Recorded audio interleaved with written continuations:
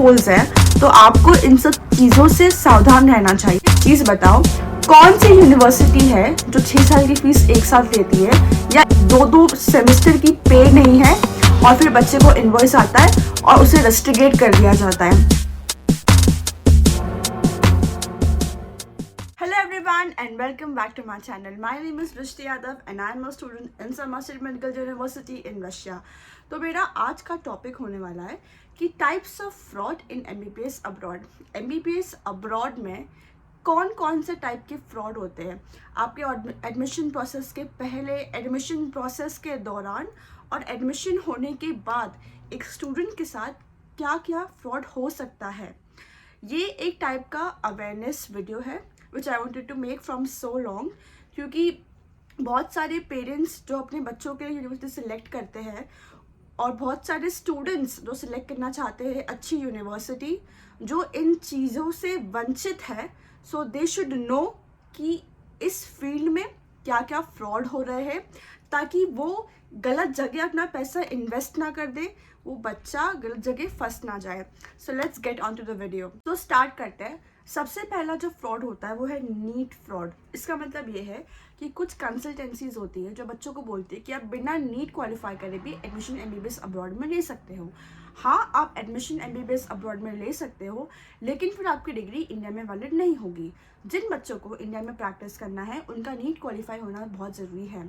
जो बच्चे qualifying marks नहीं ला पाते हैं किसी रीज़न की वजह से, वो प्रॉपर नॉलेज नहीं होने के कारण इन फ्रॉड्स में फंस जाते हैं और अपने पैसे देने के बाद, डिग्री में टाइम इन्वेस्ट करने के बाद 6 साल बाद उनको रिजल्ट क्या मिलता है कि उनकी डिग्री वैलिड होती ही नहीं इंडिया में। तो आपको इस बारे में बहुत ही कॉशियस रहना है कि एडमिशन लेने के लिए आपको नीट क्वालिफाई करना बहुत ही ज़्यादा ज़रूरी है। It is very important to qualify NEET. Second चीज़ होती है एंट्रेंस एग्ज़ाम फ्रॉड। अब एंट्रेंस एग्ज़ाम फ्रॉड होता क्या है? सो बेसिकली रशिया में कुछ यूनिवर्सिटीज़ होती है जहाँ पे एंट्रेंस एग्ज़ाम होती है और कुछ में नहीं होती है। जिन यूनिवर्सिटीज़ में एंट्रेंस एग्जामिनेशंस होती है वहाँ पर ऐसा होता है कि एग्ज़ाम के बेसिस पे ही आपका एडमिशन होगा। अगर आप पास हो तो पास, फेल हो तो फेल। अब कुछ कंसल्टेंसी क्या करती है, बच्चों से पैसे ले लेती है और फिर वो बच्चे वहाँ पर जाते हैं, एग्ज़ाम देते हैं और वो फेल हो जाते हैं। अब फेल होने के बाद उनका पैसा भी गया, उनको वापस इंडिया आना पड़ता है और फिर जो कंसल्टेंसी दूसरी यूनिवर्सिटी बताए उस हिसाब से वहाँ पे एडमिशन लेना पड़ता है। तो ये एक बहुत ही कॉमन फ्रॉड है जो चलता आ रहा है इस फील्ड के अंदर। तीसरी चीज़ है bilingual university fraud. Bilingual university fraud मतलब कि रशिया में 2 टाइप की यूनिवर्सिटीज़ होती है। पहली जो बायलिंगुअल होती है और दूसरी जो इंग्लिश मीडियम होती है। तो कुछ बच्चे बिना प्रॉपर नॉलेज होने के कारण से ऐसी बायलिंगुअल यूनिवर्सिटीज़ में गलती से एडमिशन करा लेते हैं, जिसके अंदर उनका 6 साल का कोर्स 2 हिस्सों में डिवाइड होता है। पहला 3 साल का इंग्लिश में या रशियन में और दूसरा 3 साल का इंग्लिश या रशियन में। तो वो 3 साल इंग्लिश में पढ़ते हैं और 3 साल रशियन में पढ़ते हैं। लेकिन NMC की गाइडलाइंस के हिसाब से आपका पूरा 6 साल का कोर्स इंग्लिश में होना चाहिए। तो अगर आप एक बायलिंगुअल यूनिवर्सिटी सिलेक्ट करते हैं तो आप इंडिया में प्रैक्टिस नहीं कर सकते हैं, क्योंकि आप उस क्राइटेरिया के बाहर जा रहे हैं। तो ये चीज़ भी बहुत ही कॉमन है। तो आप जब एडमिशन लेते हैं तो मेक श्योर करें कि आपकी यूनिवर्सिटी बायलिंगुअल ना हो, 6 साल के लिए इंग्लिश में एजुकेशन प्रोवाइड करें। सो फोर्थ है overcrowded university fraud. Overcrowded university fraud का मतलब बहुत ही ईजी है कि कुछ यूनिवर्सिटीज़ है जहाँ पर ज़रूरत से ज़्यादा बच्चे प्रेजेंट हैं। रशिया में या किसी भी यूनिवर्सिटी में एक फॉरेन मेडिकल स्टूडेंट्स के लिए फिक्स्ड अमाउंट ऑफ सीट्स होती है हर साल के लिए। अगर उससे ज़्यादा बच्चे वहाँ पर आएंगे तो जो एक्स्ट्रा बच्चे हैं उनके साथ बेसलेस रीजंस पे रेस्ट्रिक्शंस किए जाते हैं, उनके पैसों को, उनके टाइम को वेस्ट किया जाता है। तो आपको इस चीज़ का ध्यान रखना है कि आप ओवरक्राउडेड यूनिवर्सिटी सिलेक्ट नहीं करें। नेक्स्ट है हॉस्टल फ्रॉड। हॉस्टल फ्रॉड क्या होता है? एक्चुअली हॉस्टल फ्रॉड बहुत ही बेसिक सी चीज़ है, कोई अपन लोग इतना ध्यान भी नहीं देते इन चीज़ों पे, पर होता क्या है कि आपको इंडिया में कुछ और दिखाया जाता है और जब आप पहुंचते हैं तो आप कुछ और ही जगह पहुंचते हैं।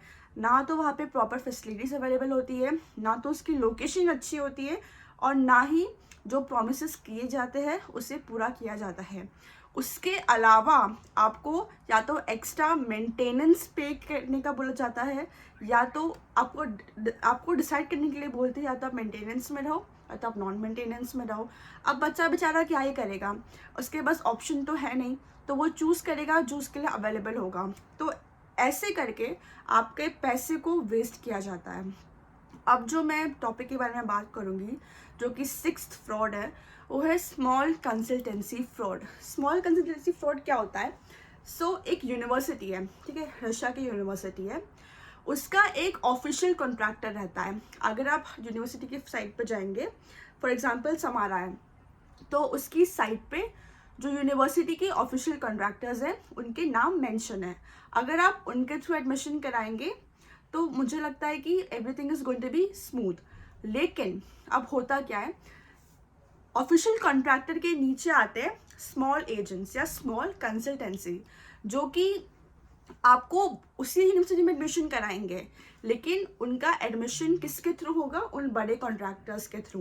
मतलब वो बड़े कॉन्ट्रैक्टर के नीचे आती है वो स्मॉल कंसल्टेंसी। तो वो स्मॉल कंसल्टेंसी क्या करती है, बहुत सारे एक्स्ट्रा चार्जेस लेती है बच्चों से।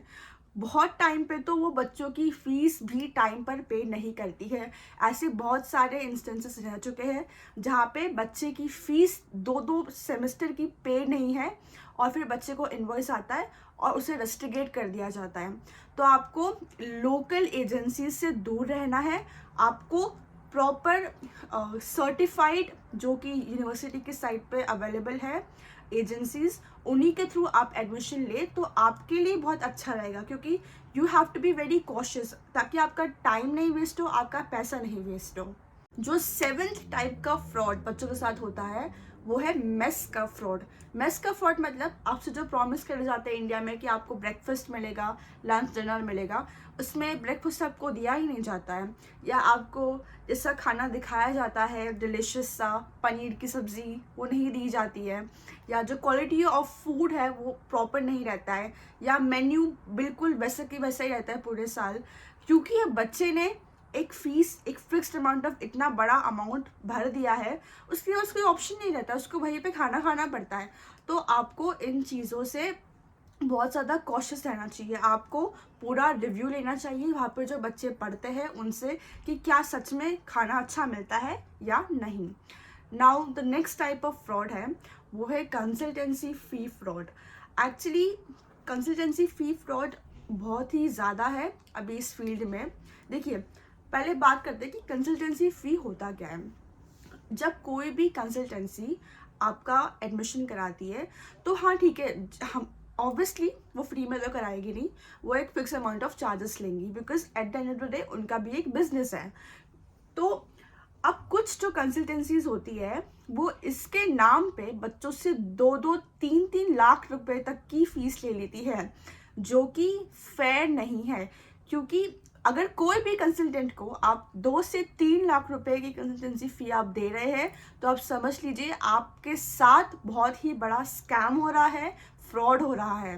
तो आपको ये ध्यान रखना है। इसीलिए मैं बोल रही हूँ कि आपको ऑफिशियल कॉन्ट्रैक्टर से ही एडमिशन कराना चाहिए, क्योंकि वो लोग as compared to local agents काफ़ी सेफर ऑप्शन है। सो जो 9th टाइप का फ्रॉड जो बच्चों के साथ होता है वो है फीस का फ्रॉड। फीस का फ्रॉड क्या होता है? एक्चुअली जब बच्चे इंडिया से रशिया आते हैं तो वो ऑलरेडी अपनी फ़ीस पे कर चुके होते हैं, लेकिन मैं कुछ यूनिवर्सिटीज़ की बात करूँगी, मैं नाम नहीं लूँगी, लेकिन कुछ यूनिवर्सिटीज़ ऐसी है जहाँ पे पाया गया है कि जो फ़ीस उनसे इंडिया में ली गई है उससे 50% कम फीस यूनिवर्सिटी के अंदर है। मतलब बच्चों से 3-3, 4-4 लाख एक्स्ट्रा लिए गए हैं फ़ीस के नाम पे, और क्योंकि बच्चों को कोई नॉलेज नहीं रहती इस चीज़ के बारे में तो वो कुछ कर भी नहीं सकते हैं। और यहाँ पर आकर जब उन्हें पता चलता है तो उन्हें ये बोल के चुप करा दिया जाता है कि हम आपको रस्टिगेट कर देंगे। तो आपको इस चीज़ का ध्यान रखना चाहिए, क्योंकि देखिए, सबसे इम्पॉर्टेंट रोल जो होता है ना फ्रॉड से बचने का, वो होता है कि आप एक अच्छी कंसल्टेंसी सिलेक्ट करें। अगर आपकी कंसल्टेंसी अच्छी होगी तो आपके फालतू का फ्रॉड का इशू ही ख़त्म हो जाएगा। इसीलिए you should always select a trustful consultancy, जिससे आपके फ्रॉड के चांसेस कम हों। नेक्स्ट जो कि फ्रॉड होता है बच्चों के साथ, वो होता है लुक्रेटिव ऑफर्स। लुक्रेटिव ऑफर्स मतलब कि बच्चों को बोलेंगे कि आप अपनी 6 साल की फ़ीस एक बार में भर दीजिए तो आपको कम में पड़ेगा, इंस्टेड ऑफ कि आप ईयरली फीस पे करें। तो मुझे एक चीज़ बताओ, कौन सी यूनिवर्सिटी है जो 6 साल की फ़ीस एक साथ लेती है, या इंडिया में भी कौन सी यूनिवर्सिटी है जो 6 साल की फ़ीस आपसे एक बार में लेगी? तो अगर आपसे कोई एजेंट ऐसे बात करे तो आप समझ जाओ कि ये बिल्कुल फ्रॉड है, क्योंकि वो बिल्कुल ऐसा नहीं होता है रशिया के अंदर। रशिया में गवर्नमेंट यूनिवर्सिटीज़ ईयरली बेसिस पे फीस लेती है और आपको भी ईयरली बेसिस में ही फीस पे करनी है। तो इस चीज़ के बारे में आपको कॉशियस रहना चाहिए। नेक्स्ट चीज़ है वो है डॉक्यूमेंटेशन फ्रॉड। इसका मतलब ये है कि नहीं, डॉक्यूमेंटेशन फ़ीस फ्रॉड मतलब कि आपसे फ़ीस पे करा लेते पूरी, और फिर हर एक स्मॉल स्मॉल चीज़ों के लिए आपसे फालतू में पैसे लिए जाएंगे कि डॉक्यूमेंटेशन के लिए अलग से पैसा, ट्रांसलेशन के लिए अलग से पैसा, अपोस्टाइल के लिए अलग से पैसा, मतलब हर एक चीज़ के लिए अलग अलग तरीके से आपसे पैसे लिए जाएंगे। इसीलिए जब आप एडमिशन लेते हैं तो जब आपको एक फ़ीस स्ट्रक्चर यूनिवर्सिटी का मिलता है तो आपको ये देखना चाहिए कि उस स्ट्रक्चर में ब्रेक डाउन कैसे किया गया है, कि ट्यूशन फीस क्या है, हॉस्टल फीस क्या है, अदर फीसेस क्या है, जिसमें आपको मेडिकल इंश्योरेंस है कवर्ड है कि नहीं, आपका बायोमेट्रिक कवर्ड है कि नहीं, आपकी डॉक्यूमेंटेशन, ट्रांसलेशन, इक्विलेंसी कवर्ड है कि नहीं। तो आपको इन सब चीज़ों का ध्यान रखना चाहिए। वीडियो के एंड पे आ चुके हैं। सो मेरा मोटिव था कि मैं आप सभी की हेल्प कर पाऊँ इन चीज़ों के बारे में आपको अवेयर करके, बिकॉज अभी के टाइम पे बहुत ही इंपॉर्टेंट है, क्योंकि अभी भी बच्चे बहुत सारे ऐसे हैं जो बिना प्रॉपर इन्फॉर्मेशन के, मिस इन्फॉर्मेशन के कारण गलत यूनिवर्सिटीज़ में फंस जाते हैं, या तो किसी लोकल एजेंट के चक्कर में, या किसी गलत यूट्यूब वीडियोस को देख के जो बहुत सारे लोग प्रमोट करते हैं आजकल।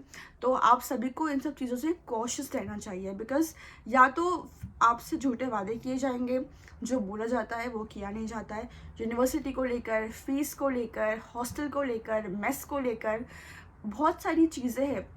इस जो फील्ड में इतने लूप होल्स हैं, तो आपको इन सब चीज़ों से सावधान रहना चाहिए, because at the end of the day आप भी एक मेडिकल पढ़ने के लिए, आपका इंडिया में नहीं हुआ इसलिए आप बाहर आ रहे हैं, आपके पेरेंट्स इंडिया में नहीं अफोर्ड कर सकते हैं, हम भी नहीं कर पा रहे थे इसीलिए हम लोग यहाँ पर आए हैं।